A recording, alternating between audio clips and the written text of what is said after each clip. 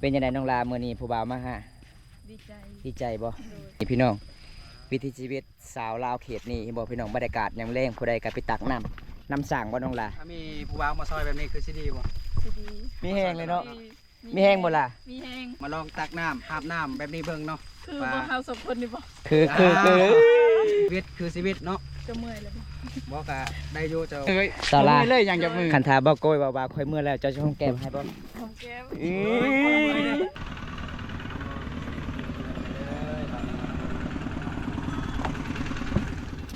เพื่อสีฮอดเพื่อนฮอดสารพี่น้องกับบ่แม่นง่ายๆเจ้าเคยพาเพื่อนไปมีตลอดเลยบ่แม่นโอ้พี่น้องเอ้ยน้องละพี่น้องไม่อย่างนี้พี่น้องอันนี้จะเป็นฟืนแบบเขาเจ้ากะสีดังไฟบอกพี่น้องมาหลังจากเพิ่นพาพื้นแล้ววิถีชีวิตสาวลาคนสวยเห็นบ่พี่น้องกะบ่แม่นธรรมดาเด้อพี่น้องคนขยันต่อแบบนี้บ่ได้พักเลยพี่น้องเฮ็ดเวียกหลายๆเลยพี่น้องเมื่อยเนาะเมื่อยก็ต้องสู้เนาะน้องเนาะเพราะว่าเมื่อนี้ก็มีหลายแนวเลยวิถีชีวิตน้องสาวลาฟ้าพื้นฟัดข้าวตามข้าวตักน้ำโอ้ยพี่น้องขยันหลายเลยสาวคนคันทายมีผู้ใหญ่ใจดีจากฝั่งไทยมายิ้มยามได้บ่ยิ้มยามได้เนาะถ้าเพิ่นมากอะพาเพิ่นไปตักน้ำแบบนี้บ่น้อง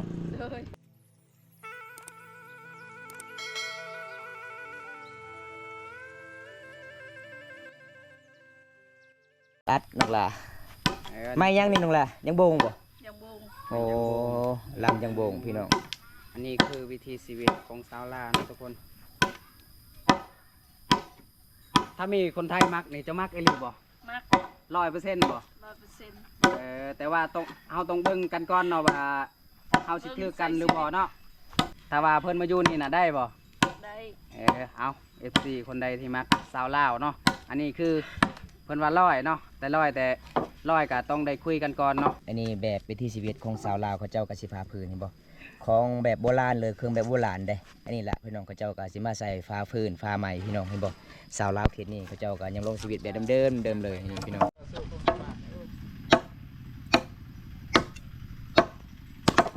เป็นจังได๋สาวลาเบาคำพาพื้นเป็นอยู่บ่เป็นอยู่เนาะผ่านอยู่เนาะนี่ล่ะพี่น้องถ้ามักสาวลาต้องเรียนวิถีชีวิตเพิ่นเด้แบบวิถีชีวิตน้องลามันก็หลายประเภทเลยพี่น้องเอ้ยแบบคนดูมันขยันหลายเห็นบ่แต่เบ้าค่ำกะโอ้สุดยอดแล้วพี่น้องบาดนี้หลังจากเบ้าค่ำมาสอนน้องลาแล้วน้องลากะสิเฮ็ดต่อบัดนี้พี่น้องวิถีชีวิตเพิ่นหลังจากฝั่งไทยที่มักสาวลาวสาวเผ่าบรูก็ต้องได้เฮ็ดเวียกประมาณนี้เนาะหลังจากที่เบ้าค่ำสาธิตให้เบิ่งแล้วตอนนี้ปวดเลยเนาะมาฮอดขั้นตอนของสาวลาเฮ็ดตลอดว่าคู่มือบ่สาวลาคู่มือโอ้แบบเป็นยังคือแบบโบเฮ็ดบัดเดียวเลยเด้ซะโบเฮ็ดบัดเดียวให้มันแล้วเลยเบิดอันนี้นี่มันก็หลายเวียกเนาะมันก็หลายเวียกอันนี้นะเฮาพาเฉพาะที่เฮาจะนึ่งข้าวมื้ออื่นเนาะข้าวมื้ออื่นเพราะว่ามื้ออื่นต้องตื่นแต่เช้าโดยโอ้ต้องตื่นแต่เช้านึ่งข้าวแล้วก็สิไปเวียกไปงานเนาะทุกคนต้องพาพื้นไปแต่ตอนแรกนี่แหละเนาะมื้ออื่นตื่นมาก็นึ่งข้าวแบบสบายเลยเนาะเบิ่งสำนานแห้งนี่เห็นว่าทุกคนให้บอกเราเห็นแบบควายได้ฮะแม่นวะเบิ่งนี่เนาะทุกคนอภัยทีคิดว่าฮับได้ฝั่งไทยฝั่งลาวก็ได้เบิดเนาะสาวลาเนาะได้เบิดฝั่งไทยแห้งดีบ่อยากมีผู้บ่าวเป็นคนไทยบ่เจ้าให้เบาคำซอยบ่ให้ซอยใดเนาะแต่เบาคำพาพื้นบ่เป็นได้ถ้าหากว่าก็ต้องเป็นเบาไทยมาน่ะก็ต้องให้เฮ็ดแบบนี้บ่ให้เฮ็ดแบบนี้ตรงแบบอย่างก็เอิ้นว่าต้องเรียนวิธีชีวิตบ่หรือว่าจังได๋โชว์ความสามารถโชว์ความสามารถเนาะว่าพาพื้นได้หรือว่าจังได๋เนาะมักน้องลาก็เฮ็ดนี่แบบนี้แม่นเอาตัวอย่างเบาคำเฮ็ดให้เด้อทุกคนเด้ออันนี้แม่นทีมงานเดียวกันเนาะมาถ่ายคลิปนำกันนี่แหละแต่ว่าสิเฮ็ดให้บัดนี้ย่างให้ FC ได้เบิ่งอภัยที่มักโอ้สาวเผ่าบรูในเขตชนบทถึกเซยเนาะถึกเซยเป๊ะเลยว่าอยู่ครั้งนี้แหละพยันให้ยังว่าเพิ่นว่าไปบูจักเก่งมูดนึงอันนี้คือตัวอย่างถ้าแม่นถ้าบ่ได้มักสาวลาวต้องเรียนวิธีชีวิตแบบนี้พี่น้องอันนี้ก็คือตัวอย่างเบาคำเฮ็ดให้พี่น้องเอ้ย ฮ็ดได้แบบนี้ก็ ใคร คื ก็ อ เป็นได้แต่ตัวอย่างนี่แหละบ่ได้เป็นตัวจริงเดี๋ยวใจ หัก เด้อ สาวลาวได้เนาะมาอยู่กับสาวลาวได้ทุกคนโอ้ยระวังเด้อระ โอ้ วังเด้อย จะเหยียบนะ โอ้บ่ถึกบ่ถึก อย่าได้เยี่ยม ตอก เยี่ กิ ยม นตอกกลาอยู่พรุ่งเมียน พอต้องให้ตัวอย่างได้บัดนี้พอแล้ว โอ้เสียน เห็นบ่ มือเลยเสียนปักมือ เห็น เลย บ่ โอ้ ไปเบาแล้วเออบ่เคยต้องอยากลอกนี่บ่พี่น้อง โอ้ยดู บ่แม่นง่ายพี่น้องไปที่ชาวลาวเด้อ ง่ายๆแล้วเนาะ เบิ่งคือง่ายพี่น้องแต่วิถีชีวิตชาวลาวมันยากอีหลีเด้อพี่น้องเอ้ย แม่นวิถีชีวิตผู้สาวในเขตชนบทนี่บ่แม่นง่ายเนาะทุกคนถ้าใครที่อยากมาอยู่ในเขตชนบทอยากได้เมียเป็นสาวลาวสาวพาบรูเนาะก็ต้องเฮ็ดวิถีชีวิตนี้ได้เนาะแบบต้องเฮ็ด เฮ็ดหลายอย่างเนาะ หลายอย่างได้เนาะ เฮ็ดแนวลำบากนี่แหละ เพราะว่าจะพา สะดวกบ่มี ตักน้ำนึ่งข้าวเนาะต้องเฮ็ดได้ทุกคนเนาะถ้าเฮ็ดบ่ได้ก็คือ โอ้เริ่มเก่งแล้วพี่น้องเริ่มเก่งแล้ว ผู้ว่าผู้มักหรือว่า เริ่มแม่นแล้วเนาะ แม่นแล้วอยู่จาก1 เดือนนี่โอ้ยแซ่บแล้วแหละ มาเฮียนโลดน้ำสาวลา หลังจากที่ปลาพื้นเป็นที่เรียบร้อยแล้วเพิ่นก็สิเอา เราไปก้อยละ ที่เพื่อนครัว เอาไป เนาะ ก่อน ทุกคน เอา บ่หนักบ่น้อง บอ โอ้ ธรรมดา ตลอด เขาเคยเฮ็ดเนาะ ตลอดเจ้าเคยพาเพื่อนเป็นมีตลอดเลยบ่ แม่น โอ้พี่น้องเอ้ยน้องละพี่น้อง อันนี้คือวิธีชีวิตของเพื่อนหลังจากที่ปลาพื้นแล้วก็เก็บมาไว้ที่ สาวลาวเขตนี้บ่พี่น้องการใช้ชีวิตบ่แม่นง่ายอันนี้จะกลับมาแม่นไม่อย่างนี้พี่น้องอันนี้จะเป็นฟืนแบบเขาเจ้าก็สิดังไฟบ่พี่น้องมาหลังจากเพิ่นพาพื้นแล้วเพิ่นก็เอาไว้อยู่เพิ่นครัวเห็นบ่พี่น้อง เพื่อนครัวของเพื่อนก็มุ่งด้วย สวัสดีจ้าคุณสวย สบายดี สิไปไสน้อง ไปตักน้ ตักน้ำ ำโดย ตักน้ำอยู่ไสน้อง อยู่พุ่น โอ้น้ำสางบ่ แม่น ใกล้เติบบ่น้อง บ่ไกลด บ่ อก ไกลบ่อันนี้จะเป็นน้ำใสหรือว่าน้ำกิน น้ำกิน น้ำกินเนาะเมื่อนี้ไอ้เข้าไปน้ำเด้อ โดย ได้บ่ ได้ เพราะว่าเมื่อนี้ไอ้มา3คนได้ ฮะ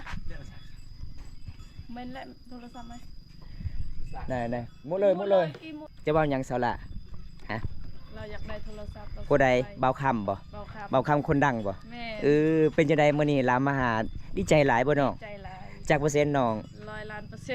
ร์เซ็นต์โอ้ยพี่น้องเอ้ย คนดังแล้วเหย้าบ่คนละเรื่องแล้ว เพราะว่าเบิ่งแต่ในเพลงลาวเนาะ แม่ ลาวห้องเพลงอะไรไปเด้ออะไรไปเด้อบัดนี้มาเห็นตัวจริง ก็ฝัว่าสิเจอเราตัวจริง แม่นพี่น้อง รอคนดัง แม่นมื้อนี้ก็ ยาวเนาะ แม่ ซาร่ามื้อนี้เบาคำอยากเบิ่งวิถีชีวิตเจ้าเด้อ โดย เจ้าสิพาเราไปเบิ่งบ่ พาไปเบิ่งไปเบิ่งเนาะ โดย แต่มันไกลเนาะน้องเนาะ จังได้กะเบาคำเพิ่นก็มายิ้มแย้มน้องลากับเบาโกยบ่พี่น้องบรรยากาศยังแรงเฮาก็มาอัปเดตวิถีชีวิตน้องลาไปตักน้ำพี่น้องฮะ ไปยอดอก โทรศัพท์เจ้าบ่ มันก็ไปบอกมันแหละไม่ทราบว่า นี่พี่น้องที่ชีวิตสาวลาวเผ่ามังกรการใช้ชีวิตอาบน้ำบรรยากาศยังแรงเฮ้ยล่ะ ตอนแรกก็ตั้งเนาะ อย่าแลเป็นไปเอา ได้ยัง เก้เป็นยังไงน้องลามื้อนี้ผู้บ่าวมาหา ดีใจ ดีใจบ่ โดย มื้อนี้เพราะว่าเพิ่นก็อยากเห็นวิถีชีวิตน้องหลายโอ้ยบอมตาเกือบตำมาพี่น้องเกือบปีนลังกา วันนี้มาจิ้มยามโอ้ยชาวบ้านมาหลายเนาะมื้อนี้เขาเจ้ามาหามน้ำเนาะนี่พี่น้องวิถีชีวิตสาวลาวเขตนี่บอกพี่น้องบรรยากาศยังแรงผู้ใดก็ไปตักน้ำสร้างบ่น้องลาน้ำสร้างโอ้ไปยิ้มยามเจ้ามื้อนั้นก็เจ้าไปตักน้ำนี่เนาะ โดย คือสิมือหลายแล้วเนาะชีวิตของน้องมันหลายวิถีชีวิตเลยพี่น้องเอ้ยนี่พี่น้องอ้าวชุดก่อนคือลายกระตุกของน้องมื้อนี้คือบ่หลายเลยเป็นหยัง เบิดแม่เอาออกให้ออก เพราะว่าเขตหมู่บ้านเฮาเวลาอยากไปตักน้ำนี่ต้องไปเก็บกระตุกแถวเมืองเนาะ โด โอ้ ย พี่น้องอันนี้ก็เป็นตุกน้ำที่สาวลาวกะตักน้ำเดี๋ยวเขาเจ้าก็สิมาหาแบบนี้ล่ะพี่น้องเอ้ยการใช้ชีวิตบรรยากาศยังแรงพี่น้อง ฟาดเลยเนาะว่าน้ำที่ได้มาโอ้ นี่เส้นทางภาษาวลงพี่น้อง น้ำใสใสเว้ย มองนี่บ่เบาตา เฮ้ยน้ำใสใสพี่น้องโอ้ แล้วถ้าเฮาสิมาอาบอยู่นี่ก็ได้บ่ น้ำเขาเฮ็ดมาโดยเฉพาะเนาะ อาบได้หรือว่าเขาบ่ให้อาบอยู่นี่ บ่ให้อาบเนาะอยู่นี่เนาะเพราะว่าน้ำกินเนาะ แม่นบ่ เขาอาบน้ำซีลู เขาอาบอยู่ลุมพุ่นเนาะ ไปอาบน้ำเซ่ขนาดเนาะ เซ่ บ่ถึกเนาะบ่ถึกปากเขาเนาะเอาไว้บ่ถึกปากเขาเนาะเบาคำลองซิมนำธรรมศาสตร์ของหมู่บ้านชาวลาเบิ่งเนาะ เรียกมาแล้วค่อย ได้บ่ครับ แซ่บเว้ย แซ่บบ่ แซ่บ แซ่บหลายเนาะ แซ่บหลายน้ำนี่เย็นเนาะโอ้ยแซ่บเว้ยตักให้ค่อยตุกนึงเด้อ ไม่ยังน้องล่ะ นั่นเด้ปิ้ง ปิ้งบ่โอ้ยเบิ่งพี่น้องน้ำสางมีปิ้งบ่พี่น้องเอ้ย กูแม่มันเข้าคอกันแล้วบ่ตัวนี้ เอาสาวล่ะใครเวลาเจะตักน้ำนี่เจะเห็นบ่ปิ้งเขาบ่ ใครสิเอาปิ้งมาใส่กระตุก ยันว่าแบบตักแบบไวๆหั่นน่ะบ่ได้เบิ่งหยังเลย เบิ่ง เคยบ่ปิ้งเขากุตุกน้อง บ่ บ่เคยเนาะ เคย ใช่มันวะโอ้ยคนละยานเลย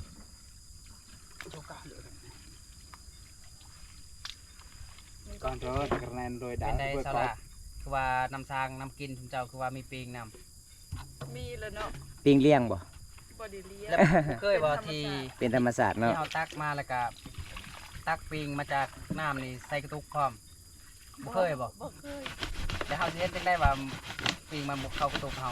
ต้องเบิ่งแบบละเอียด ต้ บ่ องเบิ่ง อืม น่ะยกเด้ออะไรเลย จับปก เดี๋ยวป้องน้ำจ้ะ ทุกคนเบิ่งน้ำ ปรุงมาจะแหละ คือการล้างกระตุกเนาะ สาบานมาตักน้ำพี่น้อง เฮ้ยนี่พี่น้องเอ้ยโอ้ยโอ้ยทุกคนเลยคอยละยานอยู่เนาะแบบเอาตักขึ้นมาแล้วเฮาก็กินเลยเนาะ ปิ้ง พยานปิงเข้าคอเฮาทุกคนเลย แม่น เข้าปากเฮ้ยอย่าใส่เลย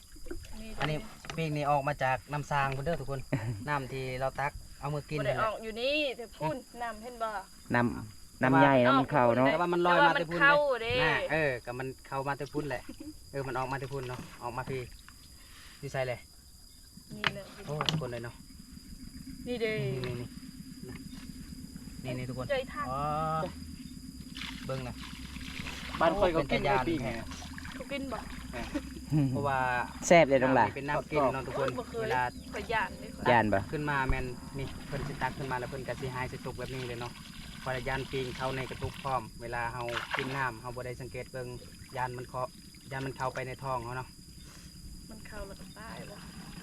แนวมันแหล้วเนาะจะบ่ยานบ่ ย่าน แน่คือบ่หาแนวตองไว้บ่มี บ่มีเด้ ตักมาแบบสดๆร้อนๆเลยเนาะตักมาก็กินได้ มัน เลย เย็นนะ เอ้ยทุกคนเลยวิธีชีวิตของผู้สาวในเขต เลียเนาะนี่เนาะเน่าบนนี่บ่ บ่แม่น เน่าเนี่ย เนาด้วยฮะ ผักนาวรือเนี่ยตาดัง วางในสังกัดในเอ็ดนะคายบ่ นาวไปไข่เลยตึงไม่จั่ว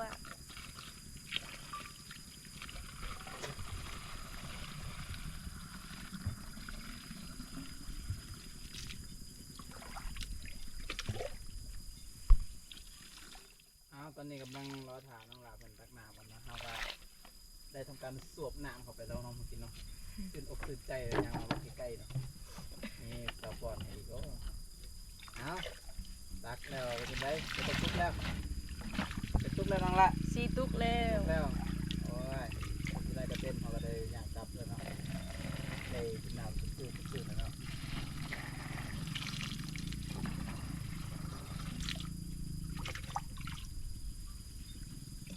นี่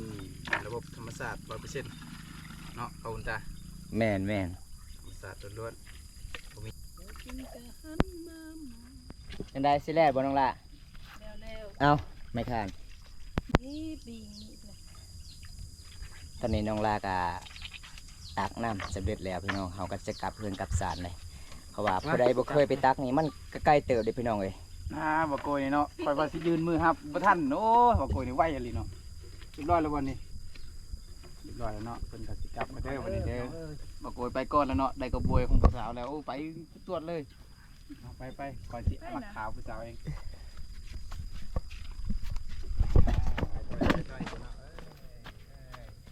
สำหรับบ่ไปกลับบ้าน บ่โกยสิซอยบ่โกย บ่ทดลอง ละให้บ่โกยแบกเข้ามา2คน บ่เรา เอ้ย เจ้านี่เนาะเอ้ย โอ้แบบนี้บ่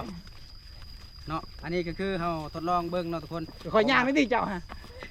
ไปสิย่างทันเนาะ การใช้ชีวิตของผู้สาวในเขตชนบทเนาะเวลาเพิ่นไปตักน้ำกะทางนี้น่าจะนักประมาณ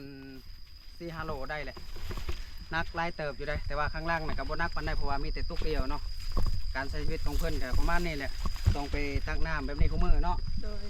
ถ้ามีผู้บ่าวมาซอยแบบนี้คือสิดีบ่ สิดี มีแห้งเลยเนาะ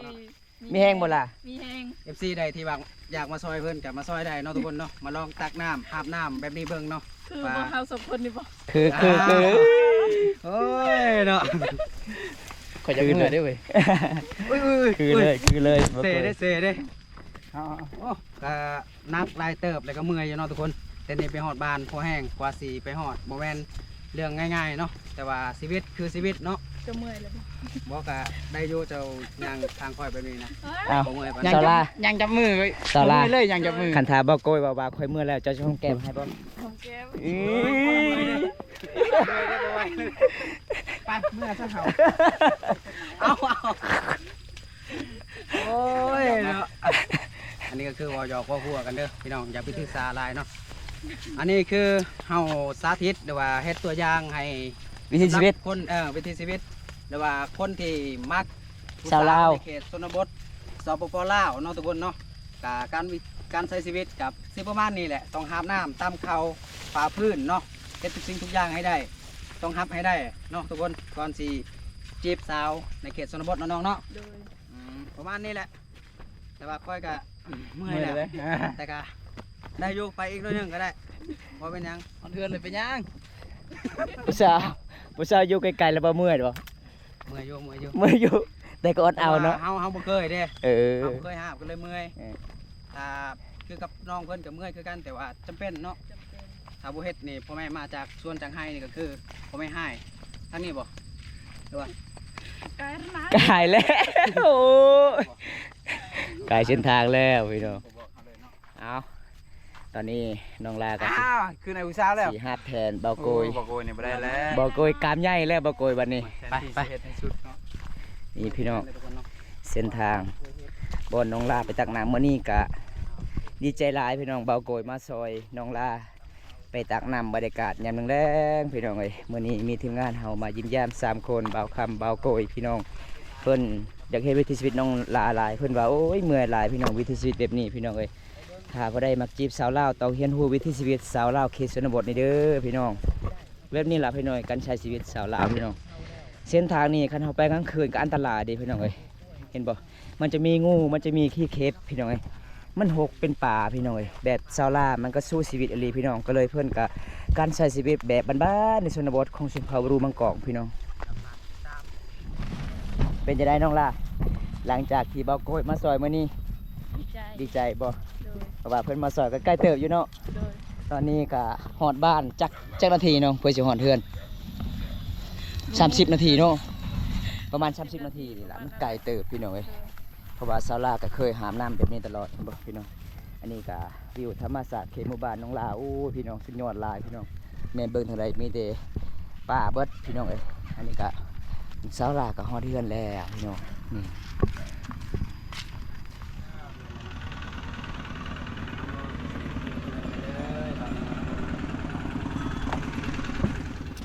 เพื่อสิฮอดเฮือนฮอดศาลพี่น้องก็บ่แม่นง่ายๆพี่น้องเอ้ยเนี่ยเหล้าบ่ น้ น้ำโอ้มาฮอดเฮือนฮอดศาลเพิ่นก็เอาน้ำมากินพี่น้องน้ำเย็นบ่น้อง ำน้ำเย็น โอ้คือเย็นไวแท้น้องน้ เพื่อนฮอดซา ำหากับไปตัก จับตุกน้ำมาให้กิน ฮะ ในวันนี้เนาะเพราะว่า น้ำอยู่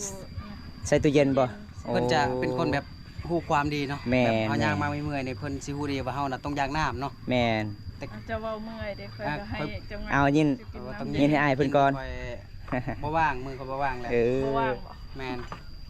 นี่พี่น้องมาฮอดเฮือนฮอดศาลนี่ เพิ่ โอ้ นจะ ยพี่น้องใจดีหลายเด้อ เ เพิ่นก็เอาน้ำมากินอีกพี่น้อง โอ้ คนงามใจดีเนาะบ่โกยเนาะ แม่ทั้งงามทั้งใจดีทั้งฮู้จักความเนาะทุกคนขอบใจหลายๆเด้อที่ยินน้ำให้กิน เอาปลาบนตายได้กินบ่ กิน อ๋อ ไป ว้าสดชื่นแต่เนาะทุกคน บอก เนาะ คำเดี๋ยวบอกกินบ่น้ำเย็นๆนะ นั่นบอกคำผู้สาวเอิญ เอาน้ำบ่ย่างไม่เมื่อยเลยบ่อยากเอาน้ำอันนี้จะเป็นน้ำเหล้าขาวแม่นบ่ ขอบใจเด้อ น้ำธรรมศาสตร์น้ำธรรมศาสตร์พี่น้อง เราสิเย็น เออขอบใจเด้อ เพราะว่าเราสิฮู้แล้วว่าเฮาย่างมาเมื่อยอยู่แล้วอยากน้ำเฮ็ดน้ำเนาะทุกคน ว้าย อันนี้ มีแห้งมีแห้งพี่น้องเอ้ย เมื่อยเนาะใจดีทั้ง แต่บ่เมื่อยใจแล้วเนาะผู้ ไป สาว ที่ กินน้ำให้กิน ใน นะ สาวลาไปเป็น ผู้สาวกิน แฟน น้ำ นี่ก็ ให้กิน คือซีดีแล้วทุกคน เด้อ ดีหมดทุกอย่างเนาะ โอ้ยคุณงามใจดีเลยพี่น้องดีเบิดทุกอย่างพี่น้องสาวลาวคนสวยประจำหมู่บ้านนี้ผู้ใดอยากมายิ้มยามสาวลาวสามารถยิ้มยามใดพี่น้องเพิ่นใจดี แต่ เด้ ว่าตกเพื่อนได้ไอเดอร์ เออ เปิดตกเพื่อนก็ไปนอนนี่นะ นี่พี่น้องสาวลาหลังจากเพิ่นมาตักน้ำแล้วน้องสิผัดข้าวบ่น้อง โดย ผัดข้าวตำข้าวเนาะ โดย โอ้ข้าวยังนี่น้องข้าวไฮหรือข้าวหน้า เขาหน้า ข้าวหน้าเนาะโอ้อันนี้จะเป็นโคกเบิ้งพี่น้องโคกนี่โคกใหม่เลยพี่น้องเห็นบ่โคกใหม่สมัยตะกี้เลยเขาเจาะอันนี้จะเป็นไม้ดูอีกบ่ แม่น อีพอเอกเฮ็ดนี่บ่โอ้ยพอเจ้าเฮ็ดมีหลายแนวเป็นเนาะมียังมีหวดมีสากมีโคกตำมักเฟสมีโคกตำข้าวพี่น้องโอ้ยพี่น้องเอ้ยวิถีชีวิตของชาวลาเลยไว้พอชาวลาเก่งหลายพี่น้องเฮ็ดมีหลายประเภทพี่น้องแบบวิถีชีวิตแบบเดิมๆแบบโบราณพี่น้องเอ้ย แบบยังไม่ได้พักอะไรตัวเนาะ3 โมง 2 โมงแล้ว เพราะเวียกของชาวลามีหลายเลย ไม่ได้พักยังเลย คันเป็นผู้สาวคนอื่นนี่แล้วเลยเอาพัวแล้ว เพราะว่าเฮ็ดเวียกเฮ็ดงานอยู่เฮือนอยู่ศาลมีหลายประเภทน้องลาเอ้ย หลังจากกินตั้งน้ำแล้วกินน้ำเย็นๆแล้ว ผัดข้าวก็ผัดข้าวแล้วก็ไปอาบน้ำเนาะอาบน้ำแล้วก็ สุดท้ายผัดข้าวเลยบ่ซอลา โดย โอ้สำเร็จตัวนี้ล่ะอาบน้ำเนาะ อาบน้ โอ้ น้ำในลึกๆจะเอามาลินดีโอ้เพิ่นไม่ได้พักเลยเนาะ ที่พัดลายบ่มื้อนี้นะ ำลาย เบิดได้กระสอบนี่เลยบ่ โดย ตำรวจนี่ครึ่งกระสอบเนาะเบิดได้พันเบิด นี่พี่น้องวิถีชีวิตสาวลาคนสวยเห็นบ่พี่น้องก็บ่แม่นธรรมดาเด้อพี่น้องคนขยันต่อแบบนี้บ่ได้พักเลยพี่น้องเฮ็ดเวียกหลายๆเลยพี่น้องโอ้ยพี่น้องเอ้ยคนงามพี่น้อง อันนี้ก็คือจะเว้าแบบตรงๆเนาะทุกคนถ้าใครที่ได้สาวลาไปเป็นแฟนนี่ก็ที่จะโชคดีนี่นะทุกคนเด้เพิ่นจะเฮ็ดเวียกเฮ็ดงานได้เบิดทุกอย่างเนาะเวียกของเพิ่นหลายนี่ทุกคนเห็นบ่เพิ่นจะเฮ็ดแบบนี้ ตอนแรกเนาะหลังจากที่เฮ็ดเวียกเฮ็ดงานอย่างอื่นแล้วต้องมาพัดเข้าอีก หลังจากฟัดแล้วทอกใส่กระยังบ่โอ้ พัดแล้วก็ทอกใส่กระยังนี่เนาะมันเพื่อหยังที่เฮาพัดเข้านี่นะ เวลาเฮาตำนี่มันมุนไหวเนาะโอ้มันสบายแบบ ตามสบายแหละ แบบเฮาเลือกตัวเป็นแมทบ่น้อง โดย เอาพัดออกที่มันบ่ได้เป็นเม็ดบ่ แม่น ตัวที่มันเป็นเม็ดอยู่ว่าเป็นเม็ดอยู่แต่ว่ามัน สาวล่าเป็นยังไงไปตักน้ำมื้อนี้เมื่อหลายบ่น้อง ธรรมดา เมื่อยเนาะเมื่อยก็ต้องสู้เนาะน้องเนาะ โดย เพราะว่ามื้อนี้ก็มีหลายแนวเลยวิถีชีวิตน้องสาวลาฟ้าพื้นฟัดข้าวตามข้าวตักน้ำโอ้ยพี่น้องขยันหลายเลยสาวคนนี้พี่น้องเอ้ยเพราะว่าเพิ่นก็พักผ่อนได้หลังจากเพิ่นเฮ็ดเวียกเฮ็ดงานเพราะว่าน้องสาวยังบ่ทันได้มาบ่น้อง ยังบ่ทันมี สวยดีแม่ก็ยังบ่ทันได้มา6 โมงแรงบ่ จักแหละ ตอนนี้5 โมงแรงแล้วเนาะ โดย ยังบ่ทันได้มาจังได้อายกลับกันเด้อน้องเด้อ โดย มื้อนี้มายิ้มยามน้องมาอัปเดตวิถีชีวิตน้องก็บ่มีหยังเด้อน้องเด้อ โดย มื้อหน้าพบพอกันใหม่เด้อคันทายมีผู้ใหญ่ใจดีจากฝั่งไทยมายิ้มยามได้บ่ ยามได้ ยิ้มยามได้เนาะถ้าเพิ่นมากอะพาเพิ่นไปตักน้ำแบบนี้บ่น้อง โดย โอ้พี่น้องจะได้ไอ้กลับกันเด้อน้องเด้อบ๊ายบาย